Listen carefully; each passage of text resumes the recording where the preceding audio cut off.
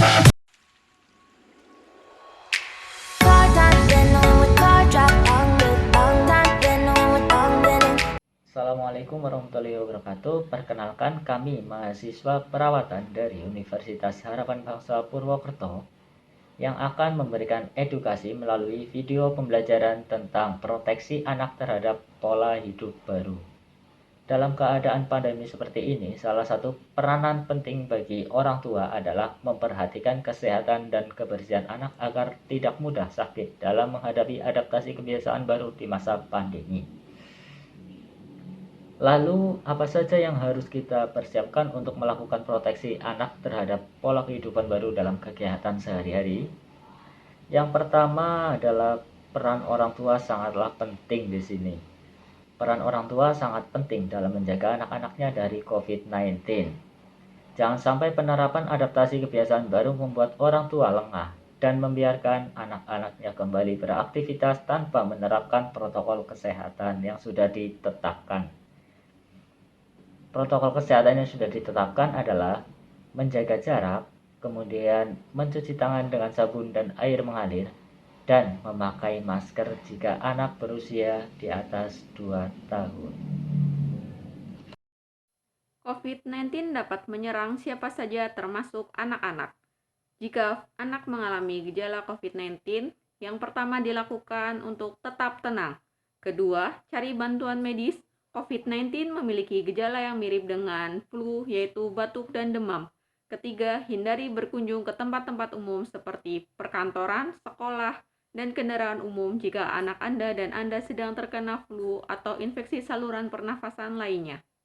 Lalu yang keempat, tetap ajarkan anak untuk menjaga kebersihan, yaitu dengan sering mencuci tangan dengan sabun di bawah air mengalir dan mengeringkannya dengan handuk bersih atau tisu sekali pakai.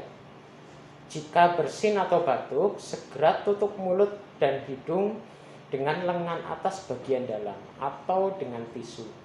Kemudian segera buang tisu ke tong sampah.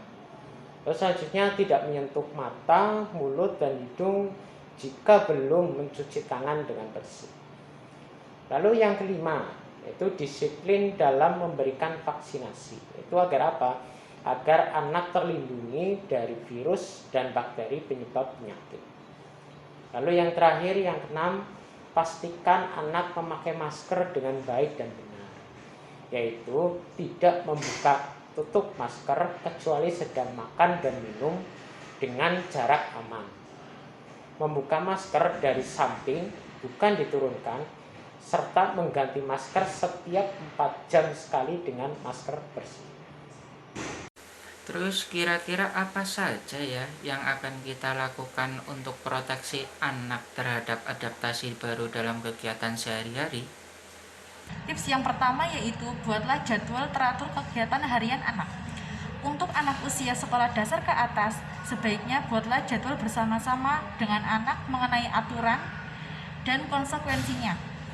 Agar dapat lebih memotivasi anak, buatlah jadwal semenarik mungkin dengan gambar, kemudian ditempel di tempat yang mudah dilihat.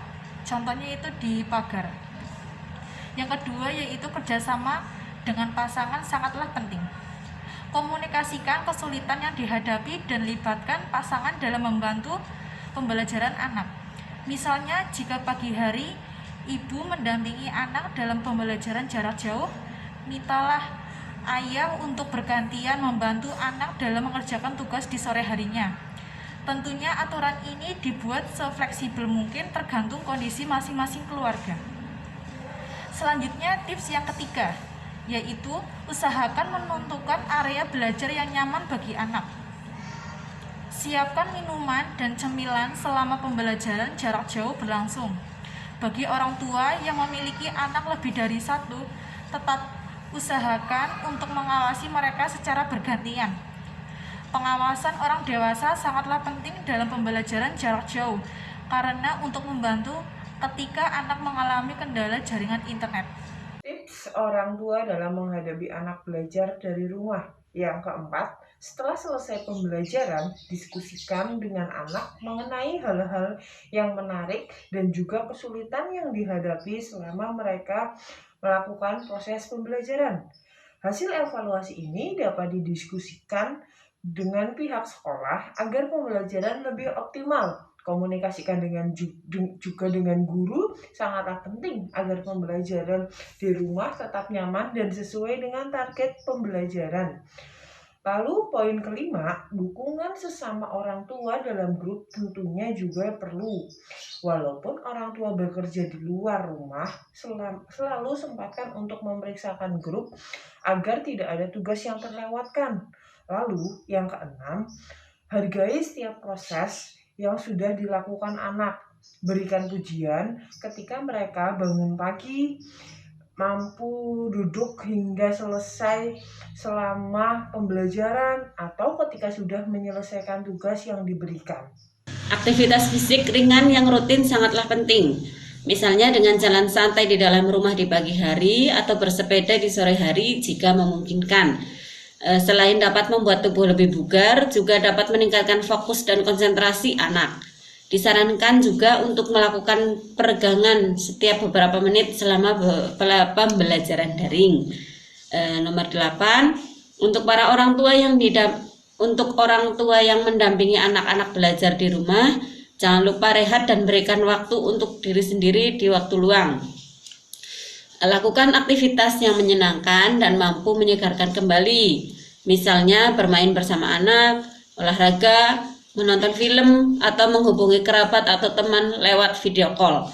Ketika orang tua merasa tenang dan bahagia, anak pun akan merasa nyaman. Nomor 9, ingat, setiap anak adalah spesial dan unik.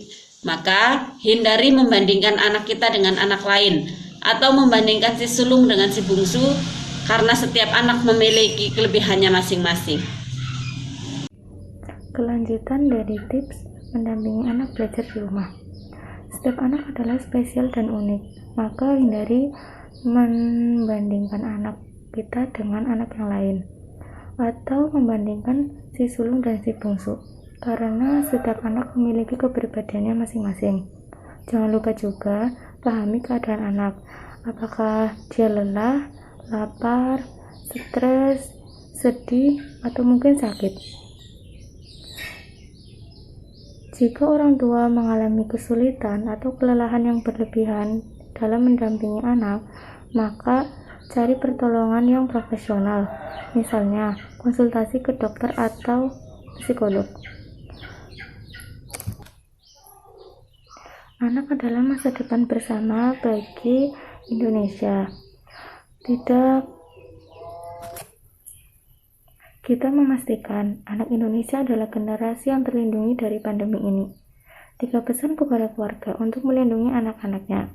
Yang pertama, menjaga stamina. Yang kedua, makan makanan yang bergizi. Dan yang ketiga, tetap ceria, hangat di dalam keluarga, yaitu tetap bahagia. Jangan lupa juga tetap lakukan protokol kesehatan 3M, memakai masker, menjaga jarak, mencuci tangan, pakai sabun. Demikian yang dapat kami sampaikan, kurang lebihnya mohon maaf. Semoga bermanfaat. Wassalamualaikum warahmatullahi wabarakatuh.